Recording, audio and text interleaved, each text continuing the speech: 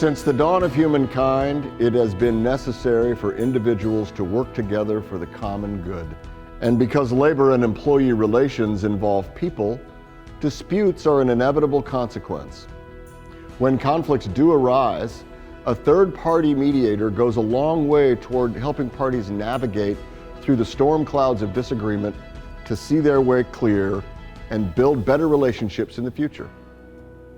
An independent agency in the federal government known as the Federal Mediation and Conciliation Service, or FMCS, provides just such a service to the private and public sectors across the country. The agency name itself reflects a nod toward compromise and agreement when two different congressional bills were introduced to create and name the agency. Let's take a look at the history of FMCS and how it has expanded its services through decades of cultural change in U.S. commerce.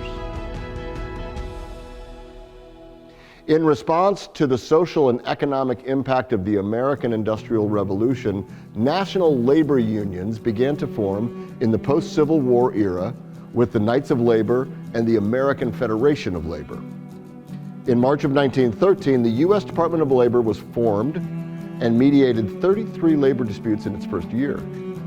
Then in 1917, FMCS's predecessor, the U.S. Conciliation Service, was created as part of the Department of Labor and added permanent staff to mediate labor disputes. In the midst of the Depression, the National Labor Relations Act, also known as the Wagner Act, was signed into law by FDR. This 1935 act created protections for employees to act in concert with each other. It was thought if the playing field was level, labor and management could reach agreements more easily. Joining a union was now protected under federal law, and the Wagner Act gave employees the right to collectively bargain. This applied to all private sector employers involved in interstate commerce, as well as non-healthcare, not-for-profit organizations. The act also established a new independent National Labor Relations Board, or NLRB, which certified union elections and held true enforcement powers. As a result of the new law, there was an expansion of unionization and collective bargaining throughout the U.S. Union membership increased through the 1930s, and by 1940, there were nearly 9 million union members in the United States. When the U.S. entered World War II, the vast majority of American union workers honored a no-strike pledge. Following the war, there was a pent-up demand for material goods, and the need for production increased. When troops returned home and reintegrated into society, they often took union jobs where there was collective bargaining. During this time, there was a good deal of unrest and conflict between labor and management. This proved disruptive to interstate commerce due to work stoppages and cost the U.S. economy in lost hours of work and productivity. Out of a 55 million person labor force, 4.6 million were involved in post-war strikes. Congress thought it was in the country's best interest to create an independent service agency to help unions and management more efficiently negotiate their collective bargaining agreements.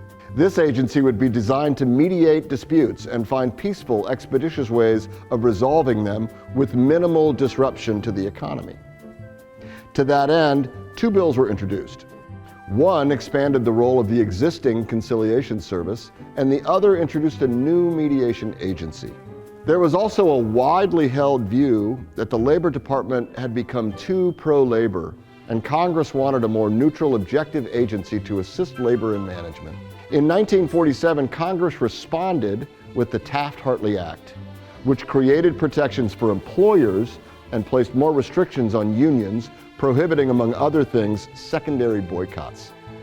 It also created FMCS as a U.S. government agency independent of the Department of Labor and transferred all conciliation service employees to that newly formed agency.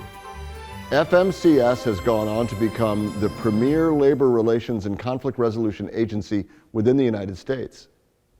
It's important to note that FMCS is neither a regulatory nor an enforcement agency, but rather a neutral party designed to offer assistance to both labor and management in their negotiations.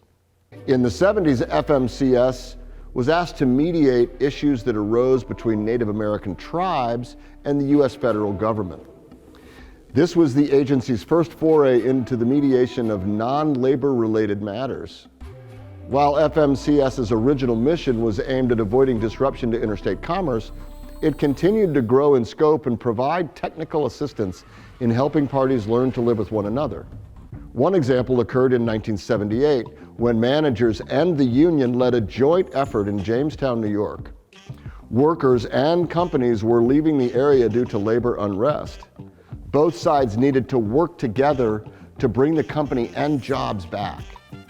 This led to an amendment of the Taft-Hartley Act and expanded FMCS's efforts to play a part in creating labor management committees.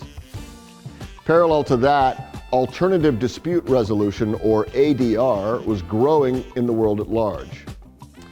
There was an increased use of mediation to resolve disputes in a number of different areas, especially during the 1960s and 1970s. During the 1980s, ADR became a formalized field of study when universities began offering graduate programs in it, and court systems adopted it as an alternative to litigation.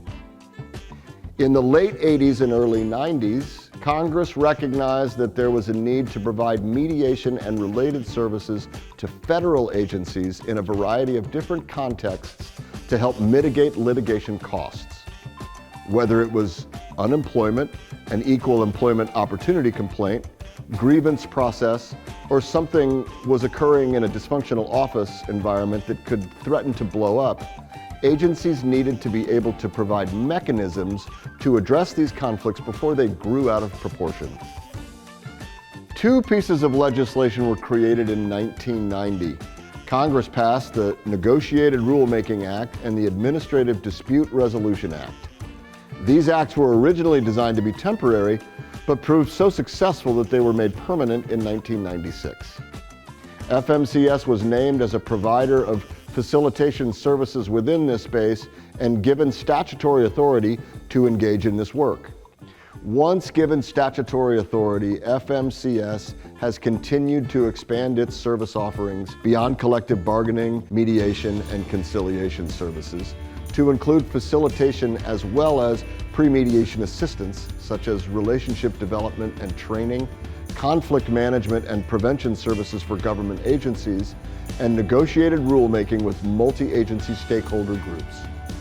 Today, it's roughly 150 nationwide mediators are full-time federal employees who often come from labor and management backgrounds. FMCS also recruits individuals with diverse backgrounds and training expertise to form the developmental mediator category. FMCS also maintains a non-employee arbitration roster of over 1,000 national arbitrators.